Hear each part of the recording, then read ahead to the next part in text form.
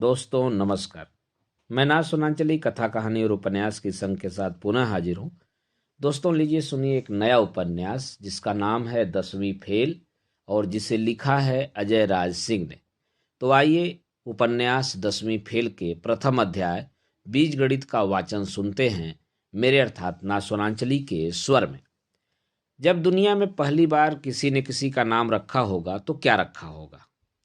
आधे घंटे से सोच रहे हैं पर कोई जवाब नहीं मिल पा रहा है।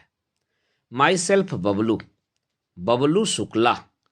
यूं तो सारा शहर हमको इसी नाम से जानता है, पर जो लोग थोड़ा हमको ज़्यादा जानते हैं उनको हमारा दूसरा नाम भी पता है।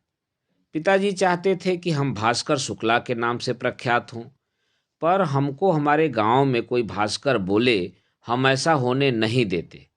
अरे यहाँ तो ऑप्शन भी नहीं देते। बस एक दिन काजल का कजलिया हो जाता है और शुभम का शुभमनवा। हमको 5वीं क्लास में ही समझ आ गया था कि हम अगर भास्कर रहे तो भास्कर नहीं रहेंगे, और बात बस इतनी सी होती तो शायद हम मान भी जाते। पर नहीं, एक अलग ही डर था हमारे भोले मन को। भास्कर अखंड शुक्ला, इतना लंबा नाम लेते लेते गांव के बड़े बूढ़े स्वर्ग सिधार गए तो? हाँ, नर्क स्वर्ग कर्मों के हिसाब से सबका अपना अपना होता है, मगर हम जीते जी अपने सिर हत्या का पाप क्यों लें? हमने देखा था छगन काका की सांस फूलते हुए जब वो हमारा नाम लेकर हमको जोर जोर से डांट रहे थे। अब दूसरों की चिंता करने का गुण तो हम में बचपन से ही था, तो बस हमने खुद ही अपना नामकरण कर लिया दोबारा। पंडित तो हम खुद ही थे, सो ज़्यादा दिक्कत भी नहीं आई। बबलू शुक्ला, एकदम सिंपल एंड स्वीट, झकास अलग से। एक वो दिन था जब छगन काका की सांस फूली थी, और एक आज का दिन है। हम कागजों के लिए भास्कर और दुनिया के लिए बबलू बनकर 28वां साल काट रहे हैं। हमारी पूरी जिंदगी आज तक बस हमारी अम्मा के आसपास ही गुजरी है। इस दुनिया में उनके सिवाय हमारा और कोई भी नहीं है। पिताजी आर्मी में थे, जब हम तीसरी में थे उनका देहांत हो गया। हमारी अम्मा भगवान से मांगा करती थी कि बॉर्डर पर कोई गोली पिताजी को छू भी न पाए, और इधर पिताजी को चिकनगुनिया ले गुजरा। क्या सिर पीट कर रोई थी हमारी अम्मा उस दिन। रोना तो हमको भी आ रहा था, पर हम नहीं रोए। अरे हम रो देते तो अम्मा को कौन संभालता। खैर, अम्मा को हम भी क्या संभाल पाते। बिस्तर पर मुतने की उम्र थी हमारी। फिर भी थोड़ा समय लगा, पर उस हादसे से उबर आए हम। एक बार मंदिर वाले पंडित जी ने बताया था कि महिला जाति से कभी उम्र नहीं पूछते। हमने पूछा काहे, तो कहते हैं कि शास्त्रों में लिखा है, और हमारा भोला मन मान भी गया। वो तो हमको सालों बाद पंडिताइन ने बताया कि शादी के अगले दिन पंडित जी उम्र पूछ बैठे थे पंडिताइन की। फिर 4 महीने उनको सोने के लिए खाट नसीब नहीं हुई, वह एक अलग कहानी है। माना कि उम्र पूछना गुनाह है, होता होगा, पर पहले से ही पता हो तो किसी को बताने में क्या जाता है। हमारी अम्मा अब 48 की हो गई हैं, पर इस उम्र में महिला मंडल के साथ गप्पे मारने के बजाय घर में बैठी भजन करती रहती हैं। अब बताओ, ये भी कोई उम्र है पूजा पाठ करने की? हम तो समझाते हैं अम्मा को, अरे खूब समझाते हैं कि जाओ हंसी मजाक करो, पीठ पीछे लोगों की बुराई करो, सीखो कुछ गांव की औरतों से। पर नहीं, वो और उसके किशन कन्हैया किसी और के लिए फुर्सत ही कहाँ, सिवाय एक जिद के कि बबलू तुम ब्याह कर ले। अब हम आज तक गिन नहीं पाए कि अम्मा दिन में भजन ज्यादा करती हैं या हमको ब्याह के लिए ताने ज्यादा मारती हैं। और जो भावुक ताने, क्या बात, मतलब इतने दार्शनिक कि एक बार को गुलजार भी शर्मा जाएं। एक बार कहती हैं बस करते रह अपनी मनमर्जी, माँ का दिल तोड़ना गुनाह जो नहीं है। अरे हम तो सन्न रह गए। मतलब 3 बार दिमाग में लाइन दोहराया तब समझ में आया कि ताना था। बस बेस्ट डायलॉग का पुरस्कार नहीं मिल पाया। बाकी कोई कमी नहीं रहने दी अम्मा ने। अब की जो नया साल आया था, हमने कहा कल से साल बदल जाएगा अम्मा। हम ठहरे पैदाइशी भोले। बच्चे से हो गई गलती, किसी बात पर निकल गया मुंह से। तो अम्मा कहने लगी, जहां अपने ही बदल जाएं साल की किसको परवाह। 2 मिनट के लिए तो लगा कि ला कहीं लिख लूं, कुछ नहीं तो किसी मौके पर रसीद देंगे। दोबारा सोचा तो पता लगा अम्मा अब भावनाओं के साथ खेल रही हैं। अपने बेटे के भावनाओं के व्यवस्थित शोषण का ये उदाहरण हमारे घर की 4 दीवारी में कैद है। इन 28 सालों में ये तो समझ आ गया था कि अम्मा कम जालिम नहीं है। जब देखो कैसे ना कैसे, कहीं ना कहीं से ब्याह की बात ले ही आती हैं। फिर तो उनके लिए जंग हो जाता है, मतलब सब जायज। हम तो कभी कभी सोचते हैं कि अम्मा को बम्बई छोड़ आए, 2-4 सिनेमा के डायलॉग तो लिख ही लेंगी। वैसे देखा जाए तो अम्मा गलत भी नहीं है।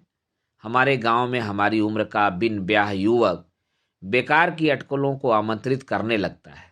हमारा दोस्त डबलू हमारी उम्र का ही है और उसके 2 डबलू हैं। पिछली ठंड प्रकाश भी किसी और का हो लिया। दूसरे शब्दों में कहें तो अब गांव में हमारी उम्र के अविवाहित हम अकेले ही बचे हैं। वैसे देखने में तो हम गांव के कन्हैया हैं। ये अलग बात है कि गोपियों को कोई और ले गया। अब ये तो रिवाज ही हो गया है। गांव की लड़कियों को दूसरे गांव के सरकारी नौकर ले जाते हैं। फिलहाल तो डॉक्टर और इंजीनियर भी काफ़ी प्रचलन में है। गांव के लड़कों का स्कोप तो बस भगाने में ही नजर आता है। पढ़ लिख कर कुछ बनना तो है नहीं किसी को।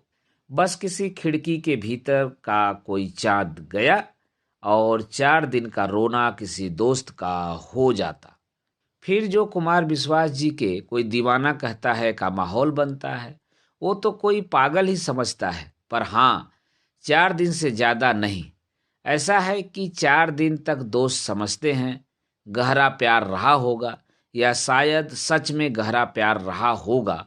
पर जो चौथे दिन के बाद मुंह से मेरी चाहत को दुल्हन तू बना लेना, मगर सुन ले, कनपट्टी पर 2 झंझनाहट भरी चमाट और विरह की सारी पीड़ा खत्म।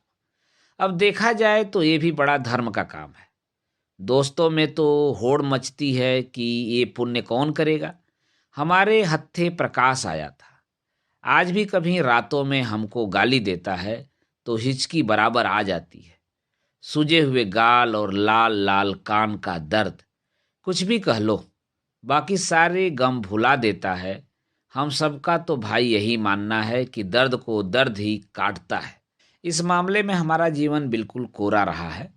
यहाँ कुछ लोगों के दोनों कान लाल हो चुके हैं, वो भी 2-2 बार। भगवान जाने कैसा प्यार। हमको तो एक बार भी नहीं हुआ। कम से कम ऐसा नहीं है कि किसी को खुदा ही मान बैठे। हमको ये क्या हो गया है, हम अम्मा जैसी क्यों दे रहे हैं। खैर, अब दे ही दिए हैं तो लिख लो कहीं। कुछ नहीं तो किसी महफिल में रसीद देना, क्या फर्क पड़ता। कब ब्याह करेगा रे तू।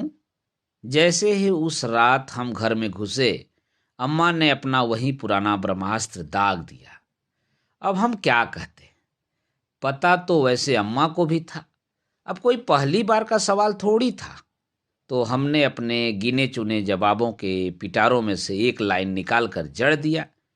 सही समय आने दो अम्मा, हमारा ब्याह भी हो जाएगा और तुमको दादी भी बना देंगे। बस थोड़ा ठंड रखो। अब हम ठंड का रखें, अम्मा ने कहा। अरे ठंड रख रख कर कुल्फी हुए जा रहे हैं। हम बोल रहे हैं चलो देख लो लड़की, बांध लो किसी को गले। पर नहीं, जाने का चढ़ा रखा है दिमाग में। जाने काहे का डर है तुम्हारे अंदर। अब किसे ढूंढ रहे हो बबुआ। 28 के हो गए हो, गई तुम्हारी उम्र तो। अब तो का पता कोई अपनी लड़की भी देगा तुमको कि नहीं। अब क्या बताएं हम। सच कहें तो हमको ब्याह से कोई डर वर नहीं लगता है। वो तो बस हम थोड़ा सा नर्वसा जाते हैं। नहीं, बात एक ही नहीं है।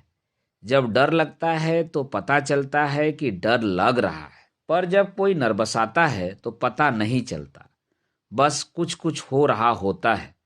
व्यक्तिगत रूप में हमको ब्याह से कोई दिक्कत नहीं है। हाँ, बस हमको यूं ही किसी अनजान को हमसफर चुन लेने का तरीका पसंद नहीं आता।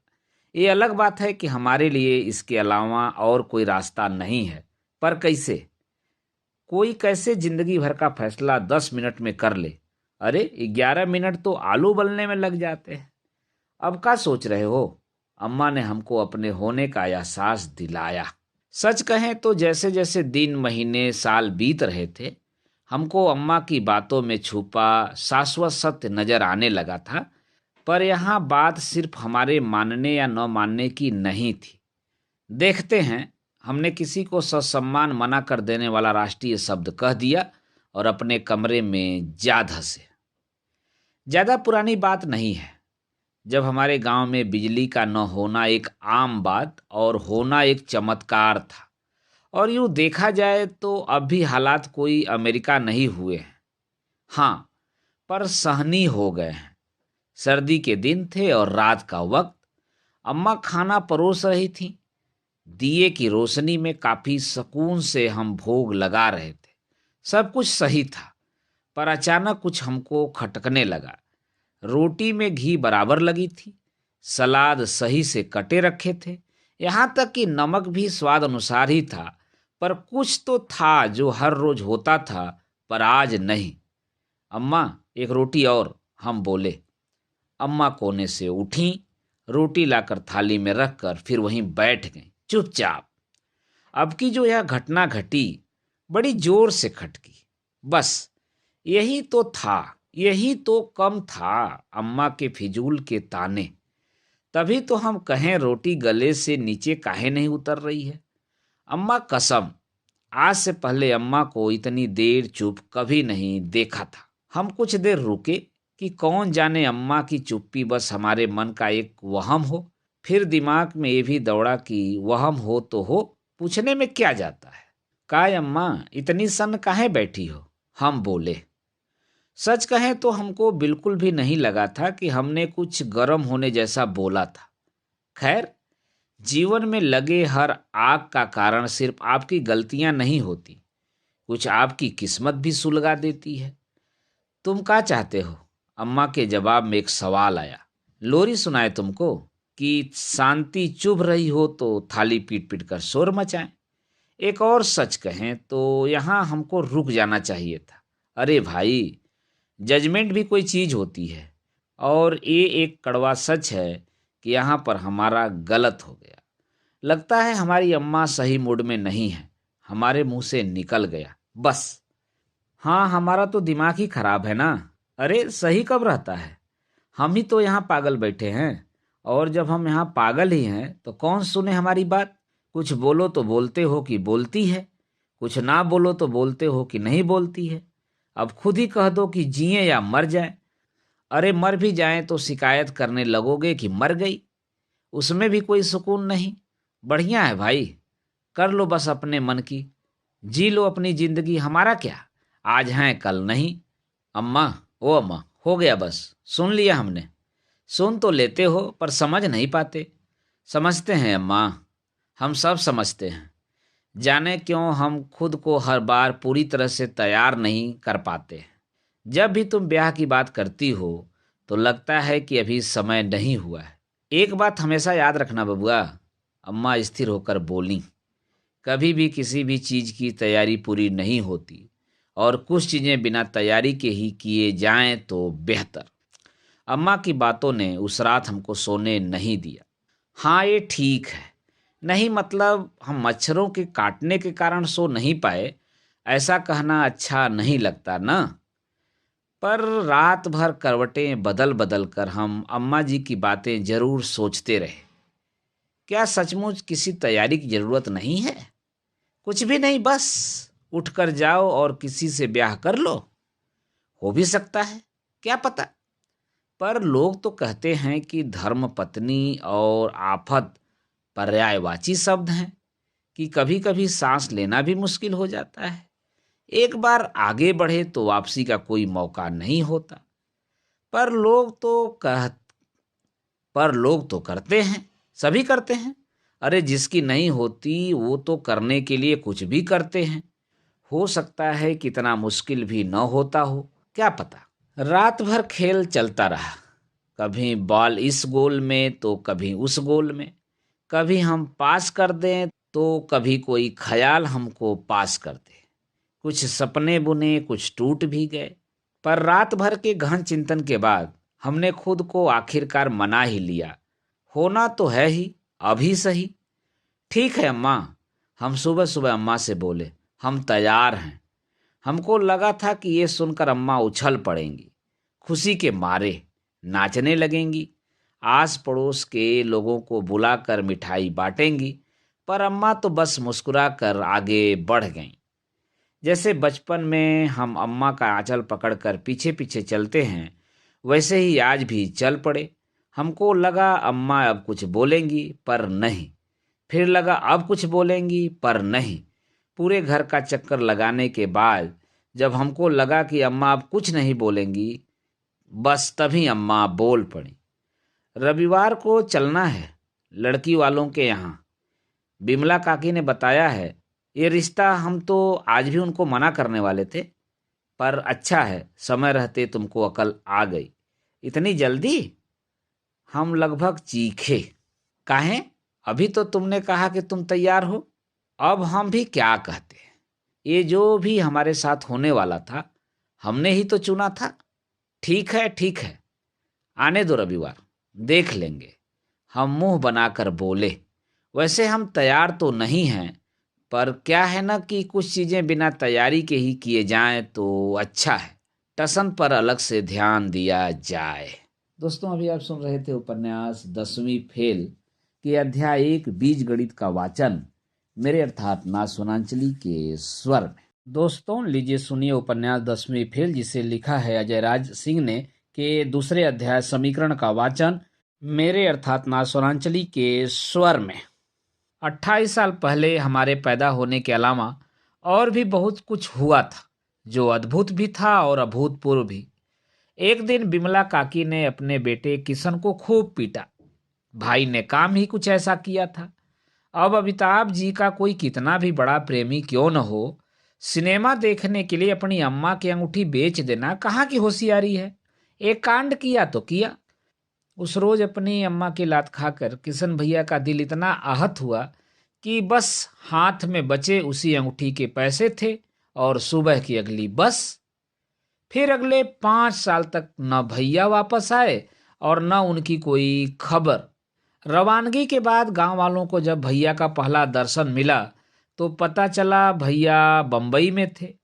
मन तो अमिताभ जी से मिलने का बनाकर गए थे, पर औकात भी तो कोई चीज होती है। कुछ इधर उधर के कामकाज किए, फिर धीरे धीरे खुद भी अदाकारी में लग गए। छोटे मोटे काम मिलते रहे। भैया का गांव आना जाना लगा रहा और आज देखो कहाँ पहुंच गए। अमिताभ जी के साथ उठना बैठना है। भैया हीरो भले न बने हों, पर जो अदाकारी वो करते हैं किसी और के बस की नहीं है।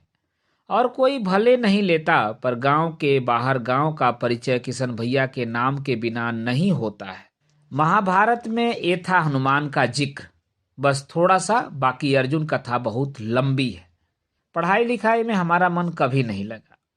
मास्टर साहब से तो इतना मार खाए हैं कि शरीर के कुछ हिस्से आज भी लाल हैं।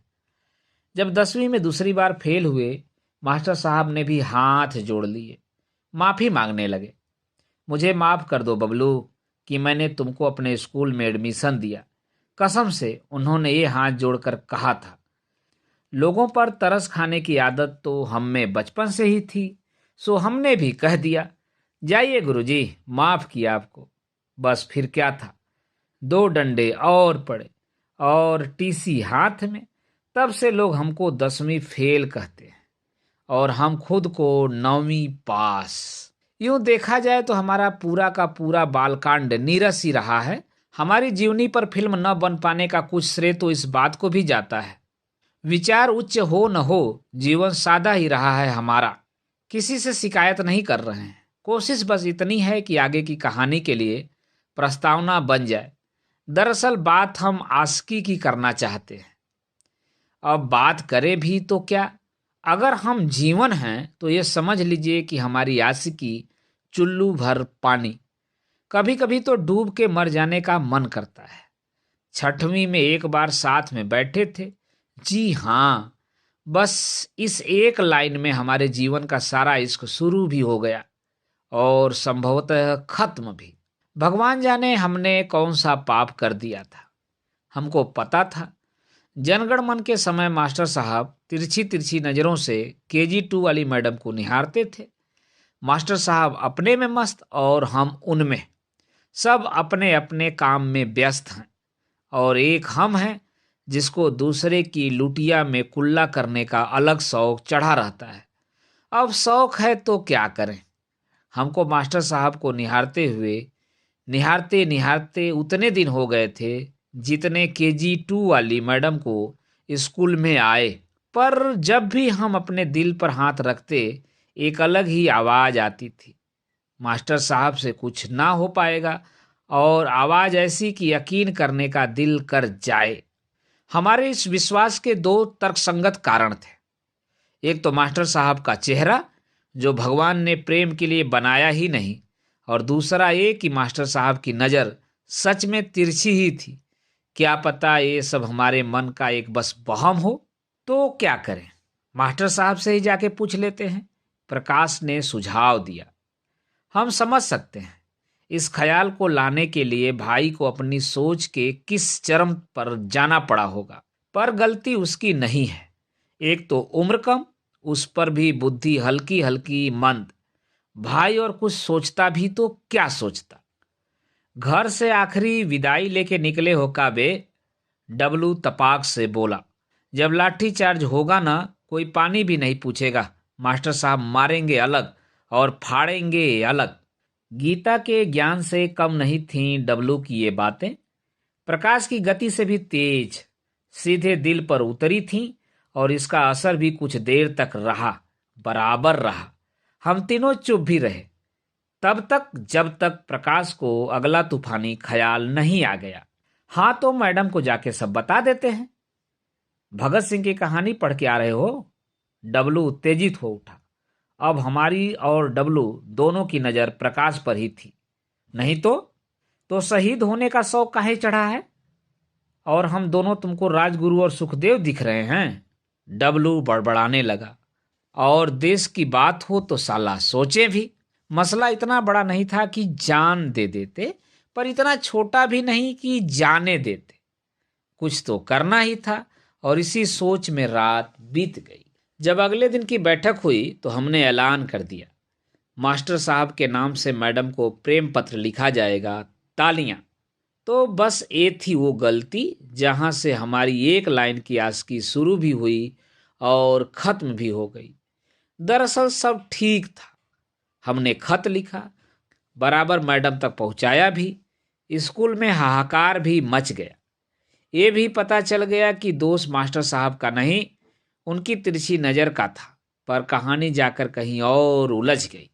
सब शुरू होकर ख़त्म ही हो रहा था कि मास्टर साहब ने क्लास में आकर कहा, जो भी बताएगा कि वो प्रेम पत्र किसने लिखा, उसे इनाम के तौर पर मैं इस साल बिना इम्तिहान दिए ही पास कर दूंगा। हमको तो लगा था कि मास्टर साहब ब्योमकेश खेलेंगे। यहाँ तो दाव ही उल्टा हो गया। पूरे स्कूल में बात ऐसे फैल रही थी मानो कोई चुनावी मुद्दा हो। बिजली चाहिए कि नहीं चाहिए? चाहिए। पानी चाहिए कि नहीं चाहिए? चाहिए। खत लिखने वाला चाहिए कि नहीं चाहिए? चाहिए। माहौल इतना भयावह हो गया कि हम खुद भावनाओं में बहने लगे थे। मुद्दा बहुत संगीन था और इनाम इतना जबरदस्त था कि डब्लू पांडे का ईमान डोल गया। बस फिर हम आ गए मास्टर साहब के घेरे में। दोष डब्लू का भी नहीं है। अरे एक पल को तो लगा कि हम खुद ही अपनी शिकायत कर दें। बिना परीक्षा दिए पास हो जाना तो बस सपने में ही देखा था। खैर, बाद में डब्लू को छठवीं में 2 बार फेल होते हुए भी देखा गया। वो इनाम आखिर में निकला चुनावी मुद्दा ही, कभी पूरा नहीं हुआ। रही बात बबलू शुक्ला की, तो हमारी सजा अलग ही थी। दिन भर के लिए मास्टर साहब ने हमारी जगह बदल दी थी। हमको एक लड़की के बगल में बैठा दिया गया। राधिका, यही नाम था उसका। तब का जो जमाना होता था, हम भूतों से ज्यादा लड़कियों के सामने आने से डरते। मंदिर वाले पंडित जी ने हमसे एक दिन पहले ही कहा था कि हमारा शनि भारी चल रहा है, पर इतना भारी होना अंदाजा नहीं था। हम मास्टर साहब के सामने गिड़गिड़ाते रहे कि भले मार मार के कोई अंग लाल कर दें तो कर दें, पर ये सजा न दें। पर उस निर्दयी के अंदर काहे की करुणा और काहे का रहम। मास्टर साहब की सजा ने हमको लाल तो कर दिया, पर शर्म से। सरकारी स्कूल में पढ़े लोग लोहे की बेंच के कोने का दर्द समझते होंगे। सारा दिन हम बेंच के आखिरी छोर पर नजर जमीन पर गड़ाए अपनी सजा काटते रहे। राधिका यूं तो ठीक हमारे बगल में ही थी, पर लग रहा था कि जैसे कोसों दूर हो कहीं। हम भी जाने किस लिहाज के आगे मजबूर थे। जितना भी मुमकिन हो पा रहा था, हम उससे उतनी दूरी बनाकर पूरा दिन बैठे रहे। अब बैठे क्या रहे, मानो लटक रहे हों कि बस एक बार कोई तबीयत से छू दे तो हम जमीन पर पसर जाएं। समय बीत रहा था, समय बीत रहा था, और जब भी क्लास की लड़कियां खिखिया कर हंसें, हमारी नज़र और नीचे गड़ जाए। हमको तो कभी कभी लगता था कि पूरे शुक्ला खानदान पर हंस रही हैं। हम बीच बीच में प्रकाश की ओर देख लेते, और फिर जिस हीन भावना से वो हमको वापस देखता, हमारे बालक मन में मास्टर साहब के लिए नफरत और बढ़ जाती। हमारे अद्भुत और अविस्मरणीय जीवन काल का ये वही दिन था जब हमको समझ आ गया था कि हमारी किस्मत वाली जो रेखा है उसके अब्बा नहीं मानेंगे। ज़्यादा उम्र नहीं थी हमारी, भोला ही था हमारा मन, पर ये जान गया था कि हमारे किस्मत के रूट की सभी लाइनें व्यस्त हैं। उस दिन फिर जब छुट्टी की घंटी बजी, हम बस्ता उठाकर ऐसे भागे जैसे किसी गलत जगह आग लग गई हो। और बेंच के कोने ने जो हमारा हाल किया था, बस मान लो कि लगी ही थी। हम दिन में हुए हादसे से दुखी कम थे, और उससे अंततः उबर आने पर खुश ज्यादा। हमारे जीवन का ये पहला प्रेम प्रसंग था, और संभवतः आखिरी भी। इसे हम प्रेम प्रसंग इसलिए कहते हैं कि कभी कभी जब हम में हमारी अम्मा जागती हैं, तो ऐसे क्रांतिकारी ख्याल भी दिमाग में आते हैं। वो जो मैं शर्मा के तुम्हारे पास आया और तुम खिलखिला कर हंस पड़ी, वो जो मैं खामोश रहा और तुम बिन कुछ कहे सब कुछ कह गई, वो भी मेरी जिंदगी की एक कहानी है। जानकारी के लिए बता दें कि आजकल राधिका के बच्चे हमको मामा मामा कहकर पुकारते हैं। जी हाँ, और उस दिन को याद कर प्रकाश और डब्लू हमको आज भी चिढ़ाते हैं, और कमबख्त हम चिढ़ भी जाते हैं। खैर छोड़ो, अब क्या फर्क पड़ता है। वैसे जितने नकारे हम बचपन में हुआ करते थे, अब उतने नहीं हैं। हाथ में टीसी लिए जिस दिन हम घर पर पहुंचे, अम्मा ने हमसे सारी उम्मीद ही छोड़ दी। 10वीं में दूसरी बार फेल हुए थे। अंदाजा तो था कि अम्मा स्वागत जरूर करेंगी। सवाल ये था कि झाड़ू से या डंडे से। रिजल्ट छुपा भी नहीं सकते थे। प्रकाश सुबह सवेरे ही अम्मा के सामने नारियल फोड़ आया था कि रिजल्ट आज ही खुलेगा। अब तो घंटी हाथ में थी और बिल्ली सामने। कमबख्त बांधना भी हमको ही था, पर कैसे। अम्मा हमारी जच रही है आज। हमने घर में घुसते ही पहला दाव खेल दिया। तू फिर फेल हो गया ना, अम्मा ने गुस्से में कहा। अब जो हम सड़क भर सोच कर आए थे कि कैसे बात को घुमा देंगे, तो वो कहीं सड़क पर ही छूट गया। कुछ रह गया था तो हमारा चांद सा चेहरा और हाथ में बड़ा सा दाग। हमको अंदाज हो गया था कि हमने गलत दाव खेल दिया है। तुम्हारा दाव गलत नहीं है, अम्मा ने आगे दे मारा। ऐसा है कि हम तुम्हारी अम्मा हैं। तुम्हारे कुछ सोचने से पहले हम सोच लेते हैं कि तुम क्या सोचोगे।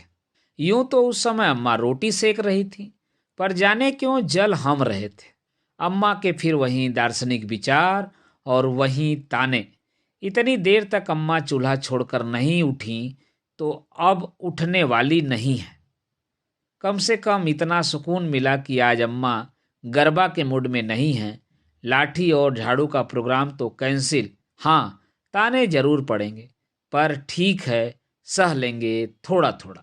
इसीलिए तो तुम अम्मा हो हमारी। हम मानने वाले थोड़ी थे। हमने फिर दे दिया एका। अब हम पास की खाट पर विराजमान थे। हाँ, अम्मा है इसीलिए अभी तक पैरों पर खड़े हो। अभी तुम्हारे बापू होते तो बना के उधेड़ते तुमको। फिर तो अच्छा है कि नहीं है, हमने मन में ही सोचा। अरे निर्लज, बापू थे वे तुम्हारे, कुछ तो शर्म कर। अम्मा बड़बड़ाई। अम्मा फिर समझ गई थी कि हम क्या सोच रहे हैं। तुम्हारी जिंदगी में हमको तो बस गाय भैंस का तबेला ही नजर आ रहा है अब। पढ़ाई लिखाई से तो सन्यास ही ले लो तुम। हमको यहाँ एक मौका दिखा कि लगे हाथों अम्मा को स्कूल से निकाल दिए जाने वाली दूसरी खबर भी सुना दें, और हमने उसे जाने नहीं दिया। वैसे हम भी यही सोच रहे थे अम्मा। हम धीरे से बोले कि अब कुछ काम धाम करें। आखिर रखा ही क्या है पढ़ाई लिखाई में, कुछ होना जाना तो वैसे भी नहीं है। तुमको स्कूल से निकाल दिए का? अम्मा ने तपाक से पूछा। अरे यार, हमको नहीं खेलना है। हम भिनभिनाए। तुम पहले ही सब जान जाती हो। अम्मा के चेहरे पर एक कुटिल मुस्कान आ गई। ऐसे ही अम्मा थोड़ी कहते हो हमको। मतलब आज आखिरी उम्मीद भी खत्म। लगता है हमारी सारी उम्र तुम्हारे बापू के पेंशन पर ही कटेगी। कटने दो। कुछ चीजें होती हैं जो हम चाहते हैं कि हमारे हिसाब से चले, पर अक्सर उन्हीं पर हमारा बस नहीं होता। हमको लगा कि हो गया, पर ऐसे भी भला होता है कभी? अभी तो अम्मा का रेडियो मोड बाकी था। दरअसल हर 2-4 दिन में एक बार अम्मा इस मोड में आ जाती हैं। अरे बहुत आसान है सच में। किसी बात को लेकर बस बोलते रहो, और कुछ भी, कोई सुने न सुने, कोई मतलब निकले न निकले, बस बोलना है। और बोलना भी क्या है, बड़बड़ाना है। पढ़ाई तो गई, हमको तो बचपन से ही लक्षण दिख गए थे तुम्हारे। और कह रहा है कि काम धाम कर लें। अरे कौन सा काम करेगा? घर के काम बोल दो तो मौत आ जाती है। बिमला का लड़का तुमसे 3 साल छोटा है और अब कॉलेज जाएगा। शहर में कमरा भी देख आया है। 3 दिन से कह रहे हैं कि गेहूं पिसवा दो पिसवा दो, पर क्यों? अरे क्यों पिसवाएं? राजा साहब गेहूं पिसवाने के लिए थोड़ी पैदा हुए हैं। लगा तो रखी है एक दासी, सब काम करती है तो ये भी करे। और एक तो हमारी आंख, सूरज कमबख्त चांद जैसा दिखने लगा है। और रेडियो चलता रहा। बहुत सी चीज़ों में हमारा मन नहीं लगता है, ये तो हम भी मानते हैं। पर एक बार जिसमें मन लग गया तो फिर बवाल समझ लो। हमारा बचपन का एक सपना था कि स्कूल में एक दिन आग लग जाए, और आग लगे सो लगे, हम फिल्मी हीरो जैसे सारे बच्चों को बचा अलग लें। आखिरी में कहीं मास्टर साहब पड़े हों लपटों के बीच गिड़गिड़ाते हुए, मुझे बचा लो बबलू, भगवान के लिए बचा लो। निर्दयी मास्टर। हमारे सिर के पीछे से एक अद्भुत रोशनी निकल रही हो, और आगे हम गुरूर में कहें, इन आग की लपटों में आज स्कूल नहीं जल रहा है, यहाँ तुम्हारा अहंकार जल रहा है। यहाँ जल रहे हैं तुम्हारे सितम, जो तुमने मासूम बच्चों पर किए हैं। तुम समझते हो कि तुम इस अग्नि से निकाल लिए जाने के लायक हो? कभी नहीं। देखो इन मासूम बच्चों के चेहरे को। ये इस भीषण आग से बच जाने पर खुश नहीं हैं। इनकी खुशी का कारण तो खुद ये आग है। और तुम्हारा ये हाल, इन भोले भाले बच्चों को प्रताड़ित करने का जो पाप तुमने किया है, ये सब उसी का नतीजा है। और उस दिन इतना ही सपना देखा था कि हमको अम्मा की चीख सुनाई दी। अब नींद जो है सपने के साथ उड़न छू हो गई। हम भागे अम्मा के पास। वहां पहुंचे तो देखा कि आग सच में लगी थी, पर हमारी अम्मा के कमरे में। हम जैसे तैसे अम्मा को कमरे से बाहर लेकर आए और गांव वालों को बुलाया। आग पर काबू पाते पाते अम्मा का पूरा कमरा और हमारा आधा घर समझ लो खाक हो गया। गांव वालों में मास्टर साहब भी थे। भगवान का शुक्र है, मास्टर साहब ने पास आकर कहा कि तुम दोनों ठीक हो, सब ठीक हो जाएगा। यहाँ हमको तो कुछ और ही दिखाई दे रहा था, जैसे मास्टर साहब के सिर के पीछे से वही अद्भुत रोशनी निकल रही हो। देखा बबलू, ये सब तुम्हारी ही उदंडता का नतीजा है। मैंने तुमको हमेशा से सिखाया कि कभी किसी का बुरा मत सोचो, पर तुमने मेरी बात कभी नहीं मानी। ये आग अपनी किस्मत में तुमने खुद ही लिखा है। शायद सही भी था, पूरा नहीं तो आधा ही सही। हमने आग को अपनी किस्मत में शायद लिखा हो या न लिखा हो, आग ने अपनी किस्मत जरूर लिख दी। हमने अपनी अम्मा के साथ मिलकर अपना घर दोबारा बनाया। समय लगा, पर समय के साथ हमको इसी में अपनी किस्मत दिखने लगी। घर बनाया था अपने लिए और अब दूसरों का बनाते हैं। बिल्डर बबलू शुक्ला कहते हैं लोग हमको। दोस्तों, अभी आप सुन रहे थे उपन्यास 10वीं फेल के अध्याय 2 समीकरण का वाचन मेरे अर्थात ना सोनांचली के स्वर में।